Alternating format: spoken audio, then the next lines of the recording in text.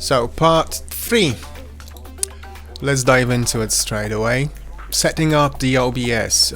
So this is your video audio recording device.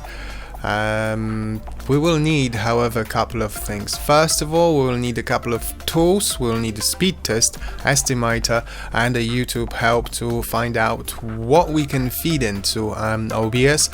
Second thing, we will have to set up the encoding. So the second part of the third part will tell you how to set the audio and video encoder. Then output setting, we'll talk about output settings. So that's the elements of your video scenes and sources. Also, I will talk about studio mode, scenes and transitions, single and multi-monitor. Let's dive into it. Tools. Speed test will measure your internet speed. Estimator will check your bit rate and what you can set. And YouTube help will tell you what bit rate you should set for your uploads. So let's go to the speed test. Well, the first thing you got to do is go to settings and change your speed measurement from megabits or megabytes into kilobits. Save that, go to take a speed test and let the speed test begin. So my upload speed, because this is the most important thing, this is why we've done it, is 5000-ish kilobit per second. So I'm gonna write it down, 5000 kilobit per second. The next test we're gonna do is our open broadcaster test. This is stream setting estimator that will tell you what you actually could do. So you will have to choose your processor. Pardon, this in my case it will be AMD FX quad-core higher. What kind of graphic cards do I have? Will be again the first one. And what kind of game I'm using? Well, I'm not using or streaming any games. However, just for sake of this tutorial, let's say it's like a really high motion game. How fast is my upload speed in kilobit per second? There you go. I already typed it. You can also use the Twitch test, which is a little application, little I would say little program. However, if you don't have a Twitch account and you don't have your Twitch streaming key, you won't be able to use it. Also, what's your approximate screen size in game? What's your resolution? Set that one in and you will have your recommended settings. It will tell you what settings you should do to downscale, what you should do in your game settings, and what kind of stream you could actually, what kind of quality video and audio you could stream. So in my case, looks like I can stream HD. I should or could enable a constant bitrate for improved streaming stability. Recommended max bitrate, I'm gonna write it down, 3.5. And recommended buffer size, also buffer 3.5. Now that I have that data, I'm gonna go straight to YouTube recommended upload encoding settings. Container MP4. I think the MP4 is the best codec, the best extension for video for two reasons. First is the most widely accepted format, and YouTube likes it, Twitch likes it, I think Dailymotion likes it, everybody like it for the easiness of downstreaming, upstreaming, also for resolution settings. Quality, I think, is also really good when it comes down to MP4, so that's why they suggest MP4. That's why I choose to use as well. Video codec H264, OBS is using X264, which is a codec which is actually free open source version of it. So what you need to do in YouTube, just go to bitrate and see what they suggest for you to do. In my case, since I'm gonna upload the videos on more or less this kind of quality, the video bitrate standard frame rate, in my case 30 frames per second. If I would like to do the HD, it would be 8 megabit per second, and if I would like to do the 2K, it's 16 megabit per second. Audio bitrate for uploads, just please note that bear in mind that the audio stream audio bitrate is independent from the video bitrate, so you will also have to set that one up. Stereo 384 kilobit per second, so let's write that down. Yep, and now that we've used our tools, we have all that data. Let's dive into encoding. Now, sound source, setting up the channels for the mixer. That's the first thing we're gonna do. Since we started with the voice meter, we'll carry on with the audio, then we'll dive into video. We'll change the picture source, resolution, scaling and frame per second, and also we'll set the output for recording, streaming and audio as the third thing in this part of a tutorial. So let's go back to desktop and let's have a look on the OBS. As you can see, there's a window for scenes, window for sources, mixer window, scenes transition window, and of course plenty of good stuff, among them the settings. We'll click the settings. We'll go into, as we started, audio first. This is where you will set your audio inputs. As I said at the very beginning of this video, OBS is quite capable of handling its own audio. If I'm not wrong, yeah, 5 channels, that's quite a lot. However, you can deal only with hardware, physical inputs and outputs. So, as you can see, I have set first 2 ins as a disabled. I set mix auxiliary and mix auxiliary audio device 2 as my voice meter outputs. If you remember, I have set my background music as the out B1, which is the voice meter out, and my voice as a voice meter aux out. So I will follow that the same pattern, and I will separate these two and feed both of them through these ins. Now, video. Unfortunately, I cannot show you the possibilities of the drop-down menus because my video is recording right now through this OBS. However, I can talk you through it. So the base resolution, your base resolution would be the resolution of your screen of what you're capturing at this very moment. In my case, is a 2K screen. Also, the output resolution, so you could actually downscale it. You could set your output resolution for the video as a, let's say, HD 1080p or as a HD 720. It's down to you. It all depends on your machine, on how powerful your processor is, what would you like to do, and what kind of video, what quality of video you would like to upload to the YouTube or other video services.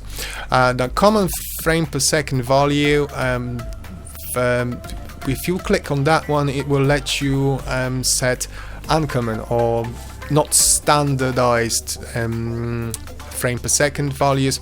If you will just leave it as a common frame per second values and go onto the right hand side, the drop down menu will show you all the common ones, which also you've seen on the YouTube help page.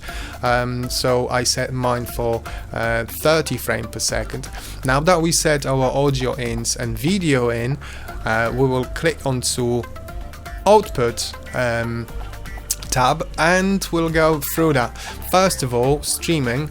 Again, I cannot show you the drop down menus, but output mode will go will have two different options: standard or simple, and advanced. I choose to pick advanced because I'd like to tweak my settings a little bit more. Now, since the YouTube pardon, we talk about streaming right now. You see, I'm bubbling. Since OBS suggested for streaming constant bitrate for better stability, that's what I'm gonna do. And they suggested my bitrate 3,500, so that's what I'm gonna type in. Now, CPU usage preset, I wouldn't play with it. However, if you would like change your settings, this is the place to do so. Now we'll go to recording. Now my recording setting is slightly different. Again, I'm recording, so I won't be able to show you that. Okay, output mode, I choose to go for advanced rather than simple because I would like to play with my settings a bit more than the simple or standard option would let you. So the type, I choose the standard type. Also, I changed my recording path, and it's a good practice to change your recording path onto an external hard drive. And I'm not talking about your different partition than your system. I'm talking about completely different external or internal hard drive. However, it can't be the same hard drive where your system is. Well, it can, but shouldn't be. Just imagine the fact that you are running a couple of applications, your system, of course, your DAW, your recording device, all the stuff you're running at this very moment, which is OBS, voice meter, and a couple of other things. They're all running from the C drive. So since the RAM and processor need to communicate with the C drive, and at the same time would have to record and put bits and bobs of your video recording onto the hard drive, it will be really inconvenient, might cause some cropping and breaking and chopping on your video. So I would suggest set your external hard drive or your internal but separate hard drive as a recording path. Now, recording format, you will see that there's a couple of different formats available. FVL, I think it is, for the Flash, which is, in my humble opinion, completely useless. I choose MP4. Why I explained I explained second ago. Encoder, unfortunately, you can't choose any other encoders than 264. However, 264 is quite good. It's really convenient and really efficient as well. This is the also place where you would choose to rescale your output. If you would like to rescale your output, just simply click that, tick that box and choose which output you would like to rescale it to. Now, the YouTube suggests, since I'm gonna upload my videos to YouTube, to use the variable bit rate. Hence, I choose from the drop-down menu my VBR here. Bitrate 8000 is more than efficient. So if you would like to choose the custom buffer size, please tick that one. Choose your buffer size. They said 3,500. That's what I'm gonna type. However, I'm not going to. Again, CPU usage preset, same with the streaming and other settings. If you would like to tweak it here, feel free to do so. I would not touch that. The other thing why I choose, and I promise I will explain that, why I choose MP4 is because MP4 will allow you to record more than audio track at the same time.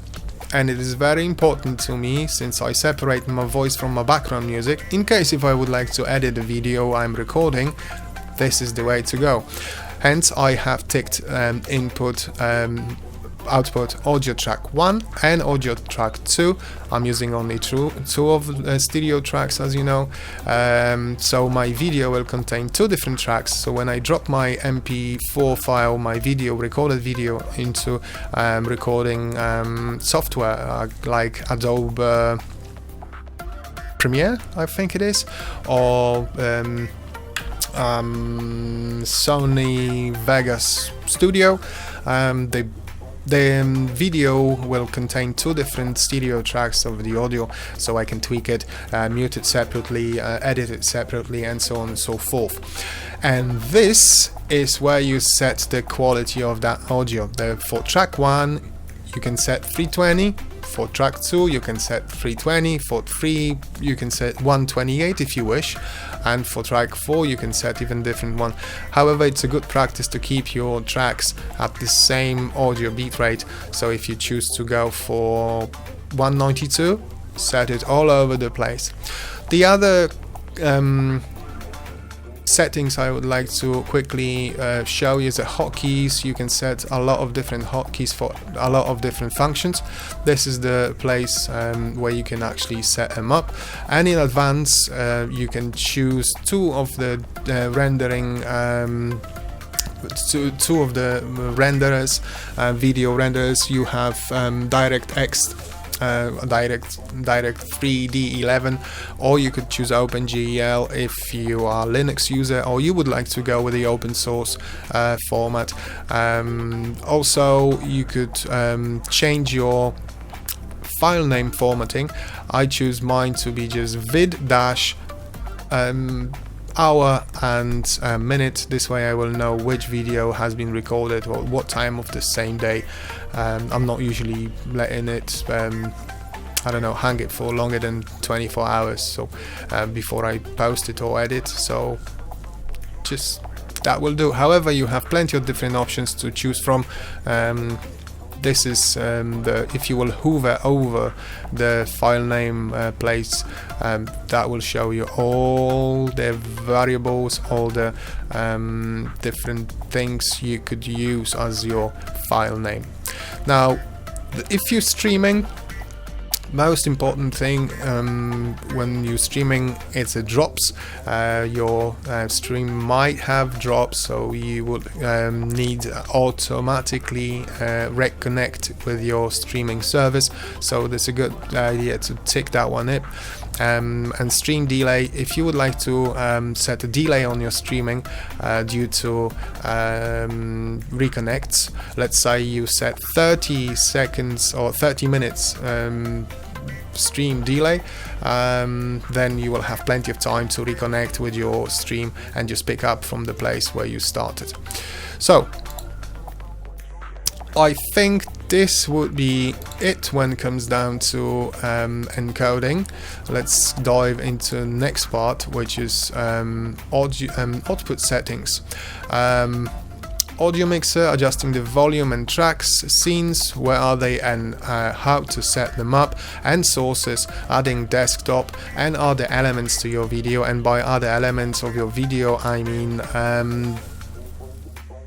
everything, your logo, your camera, your stream, whatever you would like to add to your stream.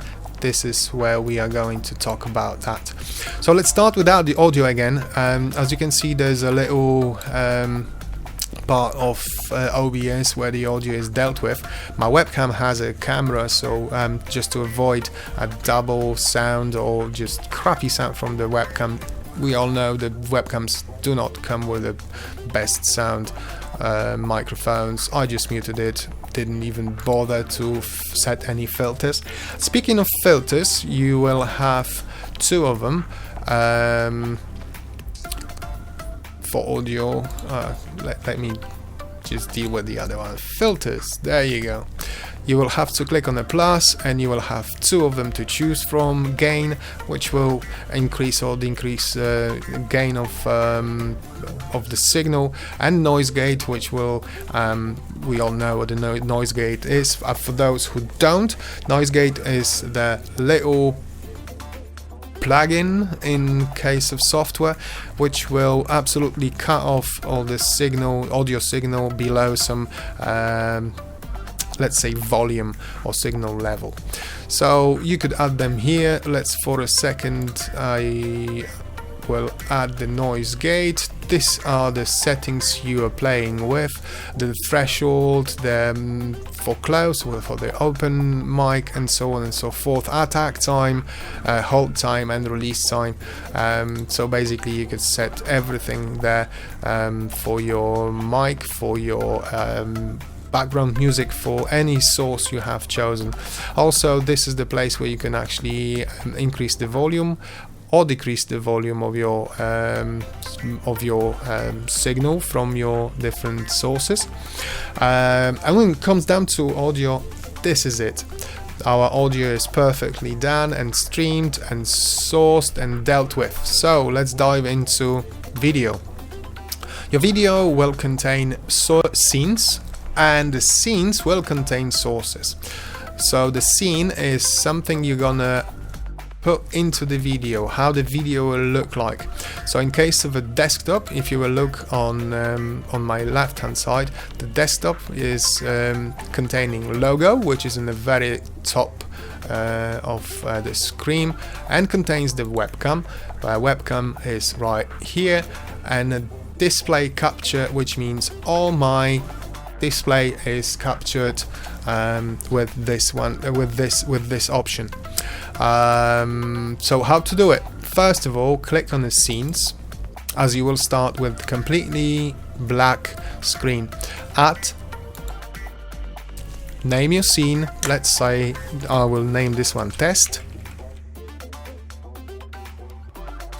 and you will end up with completely black screen. So we need to add the sources. Let me switch back to desktop so you can see what I'm talking about. Oh, you won't let me. Okay, right click, add display capture. I will call it monitor.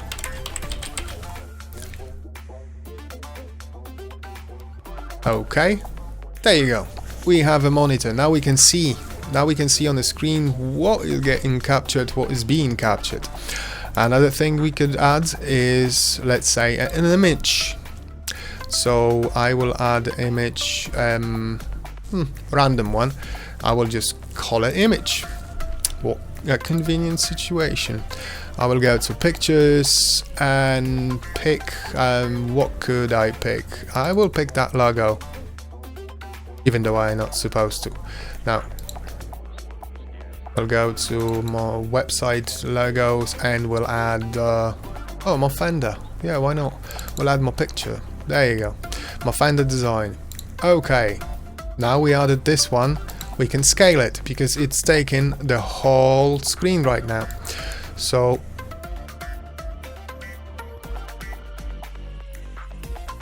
I scaled the wrong one.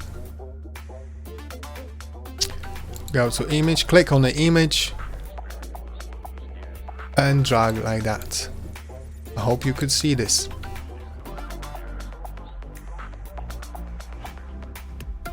Right, let me fix, because I kinda... There you go, that's better. So after you added the image, since my image was so big that took the whole screen, you will have a choice if you highlight it, or go into image highlighter here, or just click it on one of the elements on your screen. You can just drag and change the size of it. It might be your logo, it might be your picture, it might be your bar, whatever you would like to do. You also click and drag it and it will place it on the screen wherever you like. This way, let's pull it as like that. that will do. Another thing we could add is the webcam, if you wish to add the webcam. So basically this way, after you created this scene, you will add to that scene whatever you would like to see on your screen. So the last one will be the webcam, which is video capture. There you go, video capture device. Since I use the webcam from in a different source, instead of creating new, I will just add existing, put it in, okay. Oh, there you go, there you are, and move it again and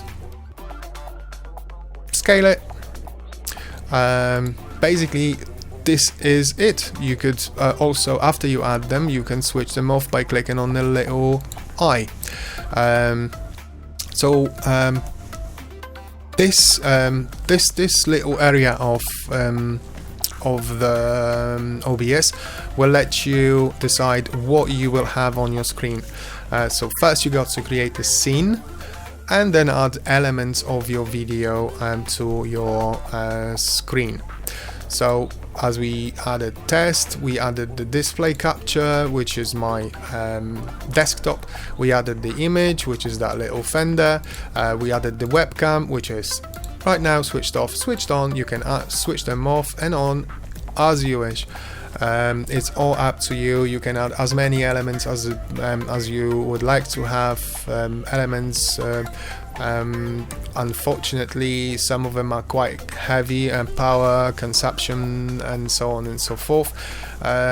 So be moderate and be aware of your computer's possibility, especially if you're running other application like your DAW, and your DAW has 20 different tracks or 30 even, and each one of them has at least minimum 3 different plugins, and it will all might get really messy. So I'm gonna delete this one and go back to my normal screen. So let's go to next part. As we already have set up the audio mixer, we added some scenes, we added some sources. The next thing we could do is check up the studio mode. The studio mode will let you transition. If you have a multi-monitors, it will let you transition from scene to scene. Most of the time, 9 out of 10, you will have only one scene set up with your logo, with your webcam, with your display capture, maybe with some video player in the background, or with your game, or with your DAW, with your window. Since there is also such option, you could add just one window. Window capture, let's add that one, and we'll call it window capture. Okay, and then from the windows you would have to choose which one you want to capture. This way, if you will see that window capture, you also can add it, no matter if you will see, I'll drop that, I hided it, the window capture still stays in even though the window has been hidden. So let me disable this one, actually let me delete it. Now, getting back to what I was saying, studio mode. Hello, studio mode. Let me make it bigger. As you can see, you have 2 windows. The window on the left is what you are about to put onto your screen, and the one on the right is what you actually are recording. So if I will go onto my slides, and my slides have 3 different elements, again 3 different sources. There's again logo, there's a faders, which is that little picture on the left, and slides, which I have for the purpose of that tutorial. So if I will click on transition, that will be shown. and if automatically at the same time whatever was the other scene, which is the normal desktop scene in my case, has been moved into the left window where I can see what is going to come. So let's click on transition again. There you go. Now we can see the desktop, and my slides are ready to be put into the display, to the stream, or to the recording as we speak. So studio mode is quite handy if you have a multi-display, if you have a more than one monitor, so you can monitor your studio displays. You might even add more scenes than that and click and transition through between them as you wish. Now let's go back to let's transition to the slides, close the studio mode, and let's see what we have next. Setting up your DAW.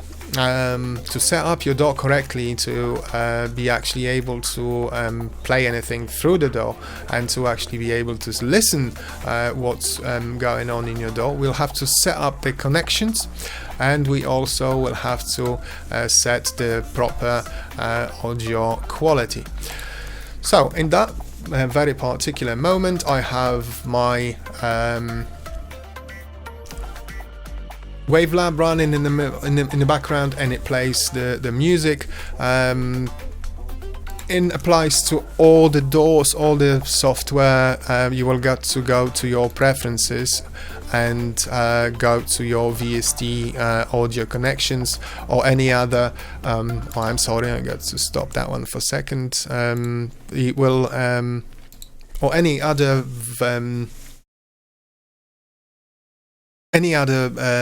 audio setup, engine setup menu. You will have to set the preferred sample rate to the same sample rate you set up with your voice meter, which is 48 kilohertz, or and the same time with your OBS. Your OBS also will have the same sample rate. And the most important thing, first you will have to choose the audio device, and from your audio devices you will have to choose voice meter, virtual, or ASIO. Without that you won't be able to hear anything, and the voice meter won't be able to handle the signal from your DAW, from your audio editing software. So you got to choose virtual ASIO from voice meter. This way your audio from your software will be fed into voice meter. Voice meter will feed it to OBS, and OBS will feed it back to your audio interface. With that being said, the last but not least, I would like to touch a little on the setting up connection. I already talked about that, and audio quality. Please remember, it's very, very important to set the same audio sample rate across all the software you're using. That means your DAW, that means your voice meter, that means OBS, and your sound card through the voice meter. So with that being said, a little VST track, or AU track, which you may or you might not like. I think it's unnecessary. However, there is a possibility, so I'm going to talk about that. The software we'll need, it's called Mini-Host Modular, and you can download it from the imageline.com forum. After you downloaded it, you will have to, of course, install it and use it as the modular input. How to do that? After you installed it, you will have to go to your voice meter, go to menu, go to system setting options, and if you notice, there's a little section which I didn't touch, completely didn't talk about. that section is called patch inserts. We'll need this for the modular, for the mini host. So let's fire up the mini host. It's free again. This is your audio in, this is your MIDI in. We don't need the MIDI, so I'm gonna delete it. Also, MIDI out, I don't need it, so I will delete it, and the audio out. What you got to do is first check where your audio is coming through. So in my case, it will be hardware input 3. Find it on that little menu, and my input 3 is these two. Input 3 left and input 3 right. My microphone is coming from input 3 left. So I'm gonna click this one and this. As you can see, you couldn't hear me for a second because I'm sending this signal pre-fader to the modular, and the modular doesn't have any module. So before we do that, let's add some modules. You will have to first set the modular up. So from the drop-down menu, choose your ASIO drivers, and that will let you choose the voice meter insert virtual audio. You need insert as you're gonna use the modular for the insert. Now set the sample rate as always to 48k, because that's the common one across all our software, and as you can see, the sample rate, the buffer size has been set automatically from the driver. So now we got to set up the plugins. You have 4 different custom paths for your VST plugins or for your AU plugins. You just got to pick them up, then click scan and verify, and it will be all the folders you have given the path to will be scanned, verified, and this way you will be able to add your VST. So add plugin, I suggest the gate, so I will go for FUB filter G. There you go. This way right now the gate is connected from in through the gate to the out pre-fader on my channel. However, it's not working. Why? Because we didn't set the channels properly. So double click on the audio in, change your Harvard IO, let's change it to mono, and remember it was 1, 2, 3, 4, 5 as an in to left, because my signal comes through hardware input 3, which is this one, through the in number 5. So we're gonna set it into hardware input number 5. Okay, as you can see now the signal is coming through, but we still can't hear it. Let's add a compressor.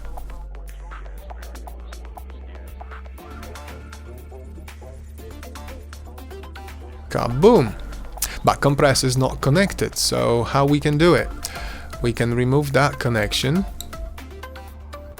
feed both channels, there you go, and you can see now compressor receiving their audio. We connect it to the out and there's still nothing going on.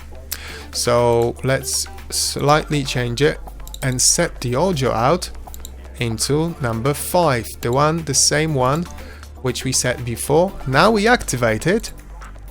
As you can hear, I have compressor on me on both channels. My left channel and right channel is compressed separately, and also I have a gate on it. So if you would like to play with a little trick like that, you might hear something weird going on in your background, but who cares, it works. So with that being said, this is the end of the tutorial.